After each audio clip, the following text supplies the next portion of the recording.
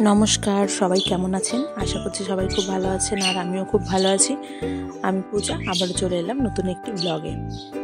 তো আজকে সকাল থেকে উঠে রান্নাবাড়ি শুরু করে দিয়েছি। আমি একটু সকাল সকাল মানে ছেলেকে স্কুলে যখন নিয়ে যেতাম তখন আমি সকালে উঠতাম 5টা মতো, কিন্তু এখনও আমি একদিন উঠেছিলাম 7টার দিকে। মানে এতটাই গরম লাগে, আর কয়েকদিন যা গরম দিয়েছে মানে বলার বাইরে। এর জন্য ভাবি কি যে সকালের দিকটাই রান্নাটা যেহেতু করতেই হয়, ওই আর 1 ঘন্টা 2 ঘন্টার ফারাকে আর কি আছে। তো সেই জন্য আমি 5:30টার দিকে এখনও উঠে ঝটপট করে রান্না। আর আজকে দেখুন এতটাই গরম যে এখন কিন্তু 6টা মতো বাজে, কিন্তু জানলা দিয়ে এতটাই রোদ আসে আর এতটাই মানে গরম লাগে রান্নাঘরে, যে কি আর বলবো। যাই হোক, তো রান্নাবাড়ি সব করছি আর কি। তো জমি থেকে পাট শাক নিয়ে এসছে বাবা, পাট শাক খাবে। পাট শাক খেতে এতই ভালোবাসে যে রেগুলার দিলে রেগুলারই খাবে। তো যাই হোক, জমিতে যে পাট শাকগুলো রয়েছে এতটাই ভালো কোয়ালিটির, মানে কোয়ালিটি মানে কি, যে একদম মানে কোনো ভেজাল নেই, মানে জমিতে নিজের হাতে করে সার দিয়ে, তেমন কিন্তু কোনো সারও দেওয়া হয়নি। জানি না কি দিয়েছে, তবে তেমন সেরকম কোনো কিনে আনা সার বা কিছু এরকম কিছু দেয়নি। যাই হোক, তো রেগুলারই পাট শাক খেতে চায়, তো আজকেও আমি পাট শাকটা কেটেই নিয়েছি। আর একপাশে আমি বসিয়ে দিয়েছি হচ্ছে মিষ্টি কুমড়োর তরকারি। মিষ্টি কুমড়ো, পুঁই শাক, এগুলোতে একটা তরকারি। পুঁই শাকটাও জমির থেকেই আনা, জমিতে খানিকটা ছোট ছোট গাছ হয়েছে, তো ওখান থেকেই এনেছিল।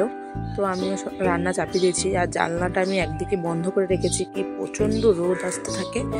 লাইটটাও জ্বালিয়ে নিয়েছি।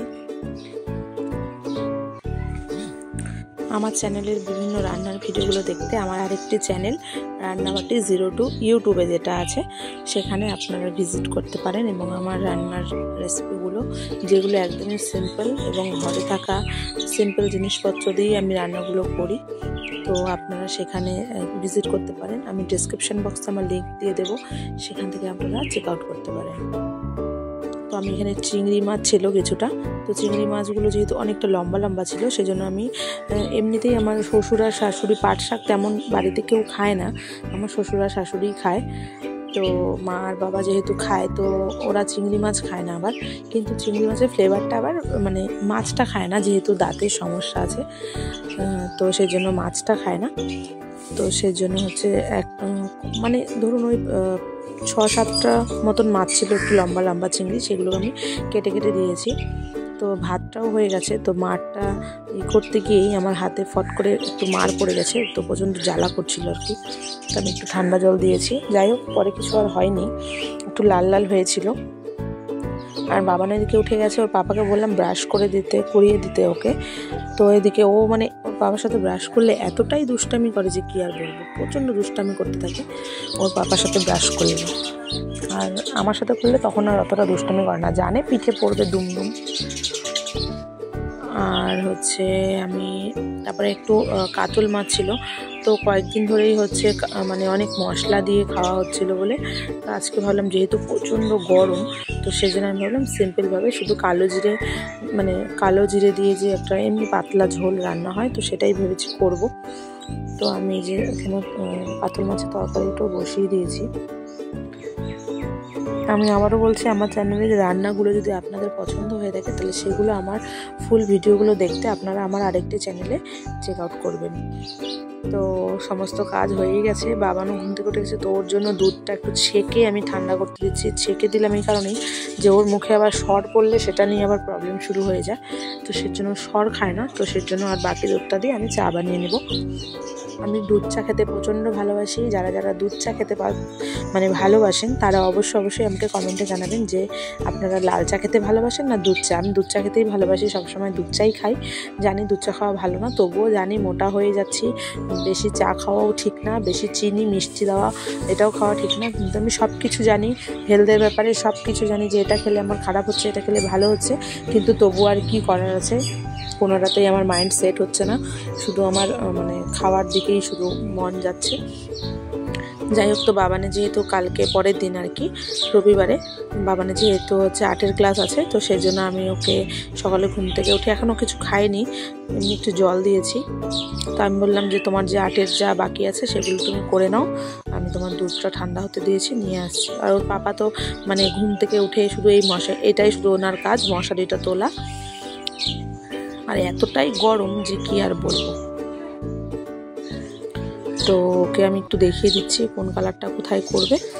তো তারপরে ও কালার করা স্টার্ট করে দিল। তারপরে আমি ভাবলাম যে তাহলে দুধটা যেহেতু ঠান্ডা হয়ে গেছে, এর মধ্যে দুধটা ওকে আবার দিয়ে দিলাম। তো আমি ভাবছিলাম আজকে মানে মাথায় মানে আমার এমনিতেই হচ্ছে চুল এতটাই মানে বাড়ে সব সময়, মানে ধরুন আমি বছরে যে কতবার চুল কাটি নিজে থেকেই, এমনিতেই আমি নিজে থেকেই চুল কাটি, কখনো পার্লারে কাটি না। অনেকদিন আগে কাটতাম যখন আমি ওই 7-8 মতন পড়তাম তখন, তারপর থেকে আমি নিজেই মোটামুটি কাটতে কাটতে একটা মানে আমার হয়ে গেছে। এখনও অনেকেই আবার আমার কাছে আসে যারা মানে কাটতে চায় আর কি। তো আজকে ভেবেছি একটু চুল কাটবো। চুল মানে মনে হচ্ছে যে মাথাটা অনেকটা ভার ভার হয়ে গেছে, এমনিতেই চুল তো এমনিতে অনেকটা উঠে গেছে, মানে যতটা ছিল তার থেকে অর্ধেকটার মতন উঠে গেছে, কিন্তু যেটা আছে এখন সেটাও অনেকটা বেশি।